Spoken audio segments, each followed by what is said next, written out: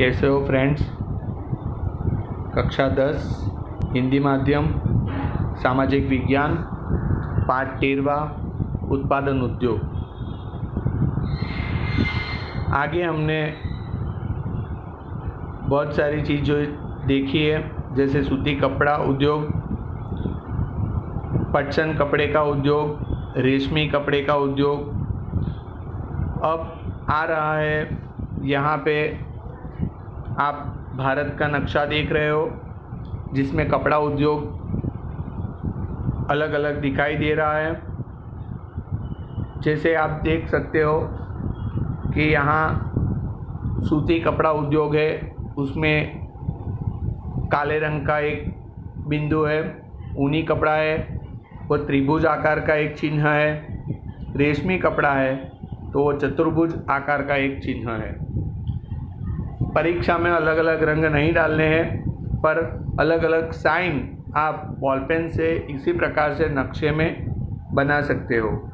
अब आप देख सकते हो कि जहाँ जहाँ आपको काले रंग का टपका दिखाई दे रहा है, वहाँ पे अगर कुछ नहीं लिखा है तो हमें समझ जाना है कि वो भाग में सूती कपड़ा उद्योग का काम चल रहा है, या फिर सूती कपड़ा उद्योग वहाँ पे है। आप देख सकते हो यहाँ पे ये मदुराई है, यहाँ पे सूती कपड़ा है।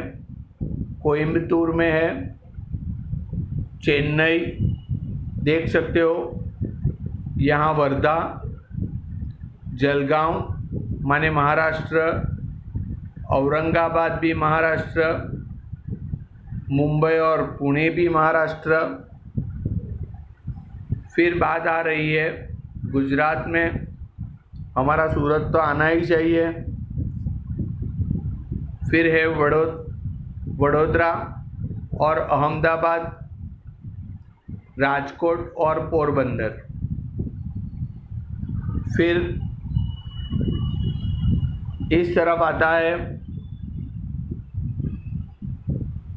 कोलकाता, आप देख सकते हो हुगली, हावड़ा, मुर्शिदाबाद। फिर उत्तर प्रदेश मुरादाबाद, आगरा और ग्वालियर।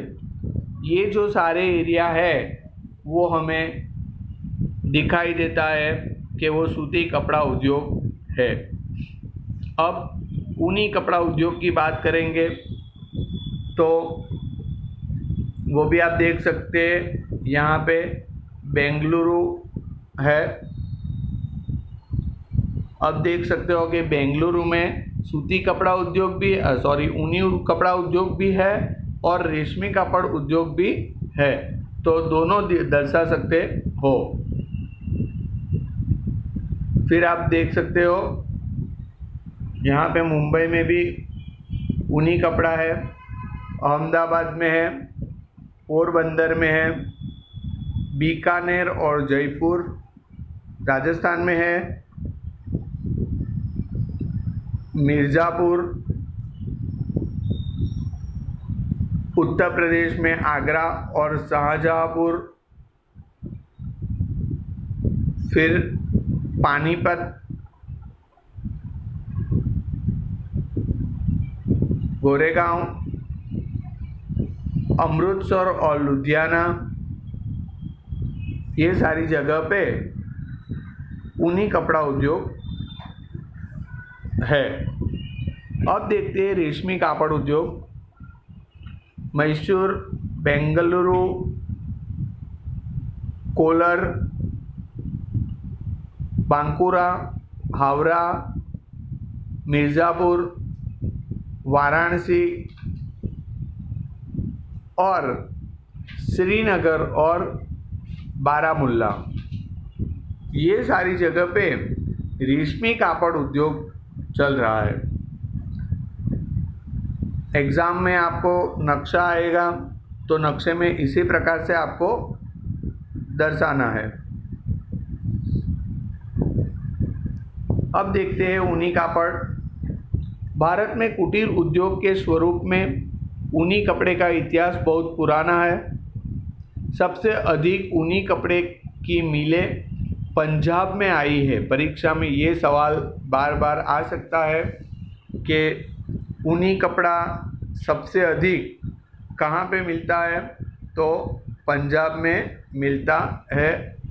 उसकी बहुत सारी मिलें पंजाब में आई हुई है। इसके बाद का क्रम महाराष्ट्र का आता है। उत्तर प्रदेश में भी ऊनी कपड़े की मिल है। गुजरात में अहमदाबाद एवं जामनगर में ऊनी वस्त्रों के केंद्र हैं। राजस्थान में बीकानेर, जयपुर तथा जम्मू कश्मीर में श्रीनगर, कर्नाटक में बेंगलुरु मुख्य केंद्र है। ऊन में से बने कालीन का निर्माण भी भारत में होता है। अमेरिका, कनाडा, जर्मनी, फ्रांस, रूस आदि देशों में ऊनी कपड़े का निर्यात होता है। कृत्रिम कपड़ा मानव निर्मित रेशे में से बड़े कपड़े मजबूत, टिकाऊ तथा सिलवट न पड़ने के कारण उस उद्योग का भी अच्छा विकास हुआ है। आप देख सकते हो अभी का ज़माना अब कृत्रिम कपड़ों का आ गया है।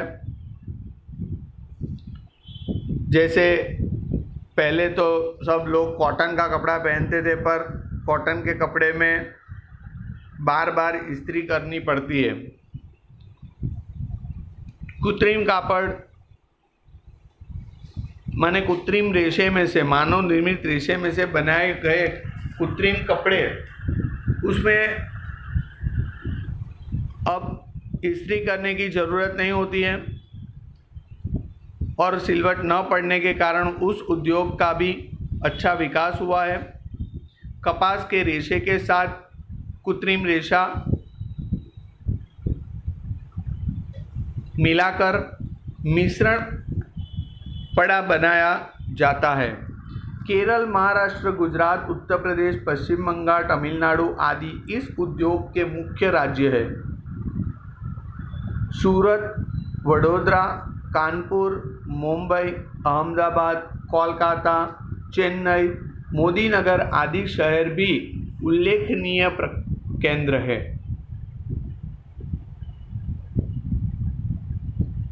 चीनी उद्योग, चीनी माने शक्कर, गन्ने के रस में से गुड़ बनाने का उद्योग अत्यंत प्राचीन है। कृषि पर आधारित उद्योग में कपड़े के बाद भारत में चीनी उद्योग आता है। गन्ने में रही पानी की मात्रा कम न हो जाए, इसलिए गन्ना काटने के बाद 24 घंटे में उसकी पेराई करनी आवश्यक है। नहीं तो गन्ने को आप 2 दिन तक रखोगे तो गन्ने का रस कम हो जाएगा। धीरे धीरे करके गन्ना सूख सकता है और सूख जाएगा। इसी प्रकार से यहाँ पे आपको बताया गया है कि जब भी गन्ने को खेतों में से काटा जाए तो काट के तुरंत ही उसे कोई भी चीनी उद्योग माने मिल में ले जाया जाता है और 24 घंटे के अंदर उसका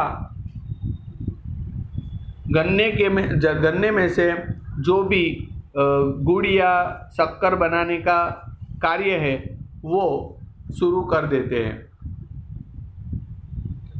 अन्यथा उसमें से चीनी का उत्पादकता घट जाती है।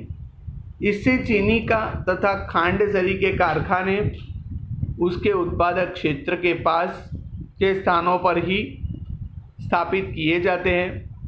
महाराष्ट्र, उत्तर प्रदेश, तमिलनाडु, कर्नाटक, आंध्र प्रदेश, गुजरात आदि राज्यों में चीनी के कारखाने हैं। गुजरात में बारडोली, गणदेवी, सूरत, नवसारी, सायण, व्यारा, भरूच, कोડીનાર तथा तलाला गिर आदि स्थानों पर यह उद्योग स्थापित हुआ है। देखते हैं फ्रेंड्स आगे। कागज उद्योग, मुलायम लकड़ी, बांस, घास, गन्ने की खोदिया आदि में से कागज बनाया जाता है। आंध्र प्रदेश, महाराष्ट्र, पश्चिम बंगाल, उड़ीसा,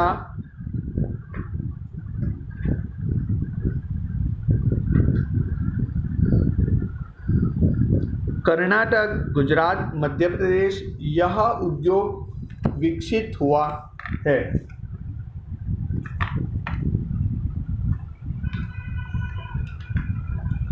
खनिज पर आधारित उद्योग,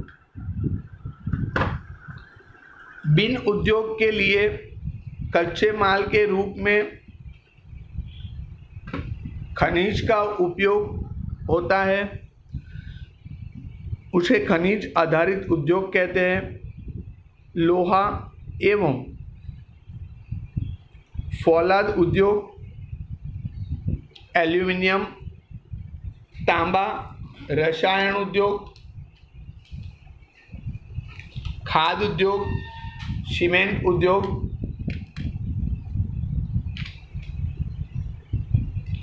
परिवहन के साधन तथा इलेक्ट्रॉनिक उद्योग का समावेश होता है। लोहा फौलाद उद्योग,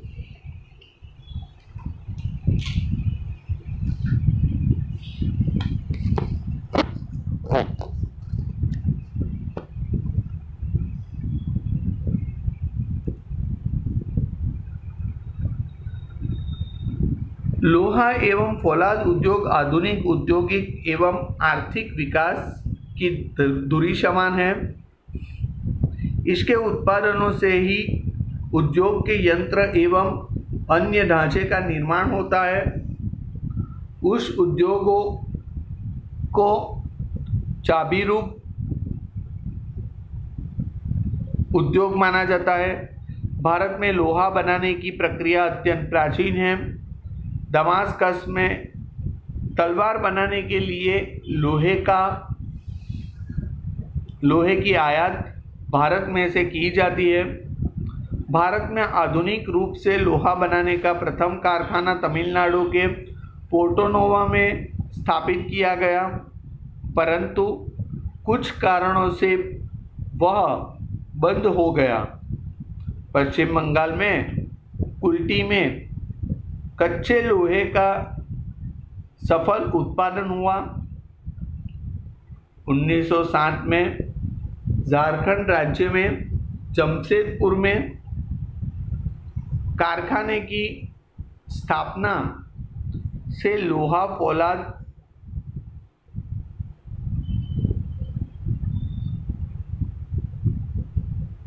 का बड़े पैमाने पर उत्पादन होता है।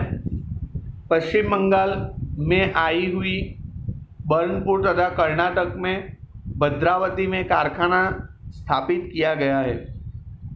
भिलाई, राउरकेला, दुर्गापुर में लोहा फौलाद के कारखाने स्थापित किए गए। बोकारो, विशाखापट्टनम एवं सैलम में भी आधुनिक एवं बड़े कारखाने स्थापित किए गए हैं। लोहा फौलाद बनाने के लिए लौह अयस्क, कोयला, चूने का पत्थर, मैंगनीज का कच्चे माल में रूप में उद्योग होता है। गुजरात में हजीरा के पास मिनी स्टील प्लांट स्थापित किया गया है। टाटा सिवाय के लोहा फौलाद के कारखानों का प्रबंध स्टील अथॉरिटी ऑफ इंडिया को सौंपा गया है। लोहा फौलाद के उत्पादन में भारत का विश्व में 5वां स्थान है। एग्जाम में ये सवाल भी आ सकता है, लोहा फौलाद का उत्पादन में भारत का कौन सा स्थान है? तो विश्व में 5वां स्थान है। अब यहाँ पे फिर से आप भारत का नक्शा देख सकते हो। लोहा कहाँ कहाँ उत्पन्न होता है? एक तो बर्नपुर,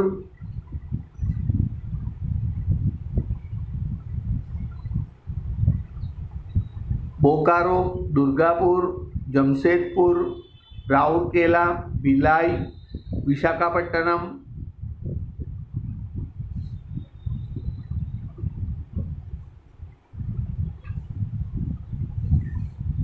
विजयनगर, भद्रावती, सैलम और हजीरा।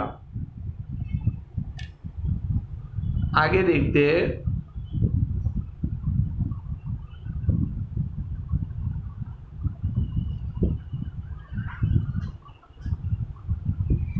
एल्यूमिनियम गलाना।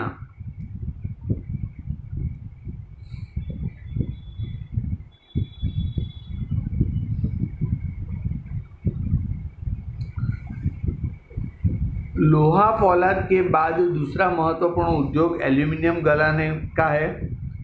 यह धातु वजन में हल्की, मजबूताई, टिकाऊ, मिश्रण में की, सुवाहक एवं जंग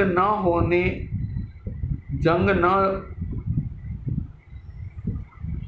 लगे, मतलब गुजराती में बोलते हैं कि जो काट लागी जाए, तो यहाँ पे जंग न लगने जैसी विशिष्टता रखती है। बॉक्साइट, यह एल्यूमिनियम की कच्ची धातु है। इसमें अन्य मिश्र धातुएं मिलाकर मोटर, रेल, हवाई जहाज एवं यांत्रिक साधन बनाने में उपयोगी है। एल्यूमिनियम के उत्पादन में 40 से 50% खर्च बिजली में होता है। इससे वहाँ जहाँ बॉक्साइट जल विद्युत सरलता से प्राप्त हो, वहाँ यह उद्योग स्थापित होता है। ओडिशा, पश्चिम बंगाल, केरल, उत्तर प्रदेश, छत्तीसगढ़, महाराष्ट्र एवं तमिलनाडु में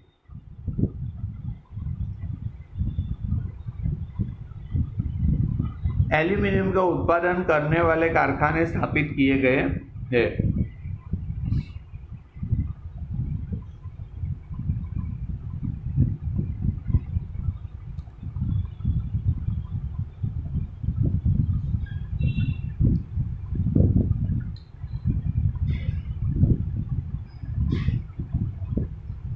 तांबा गलाना। विद्युत सुवाहकता तथा अन्य धातुओं के साथ सरलता से मिल जाने के गुणधर्म के कारण तांबे का उपयोग बढ़ा है। बिजली उद्योग, refrigerator, air conditioner, automobiles, radiator, गृह उद्योग के बर्तन आदि साधनों में तांबा उपयोगी है। भारत में सर्वप्रथम तांबा गलाने का औद्योगिक इकाई भारतीय तांबा निगम ICC द्वारा झारखंड के घाटशिला में स्थापित किया गया है। 1972 में भारतीय तांबा निगम को हिंदुस्तान कॉपर लिमिटेड HCL के अत्यंत हस्तांतरित किया गया। आज हिंदुस्तान कॉपर लिमिटेड के उपरांत निजी क्षेत्रों में भी तांबे का उत्पादन किया जाता है। इसके बावजूद भारत में अपनी आवश्यकता अनुसार उत्पादन न होने से विदेशों में आयात करना पड़ता है।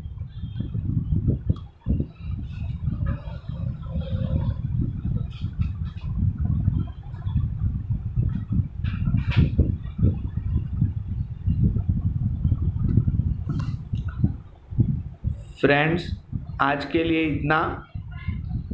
आपको अच्छी तरह से ये स्टडी करना है। आगे का एक भाग है, ये हमारा दूसरा भाग है। अब लास्ट एक भाग बनेगा, तो आप स्टडी करते रहो और इसके जो क्वेश्चन आंसर है वो भी आपको नोटबुक में लिखना है। जो जो चैप्टर मैंने पढ़ाए हैं वो सभी चैप्टरों का आप एक बार फिर से नोट कंप्लीट करें। Thank you.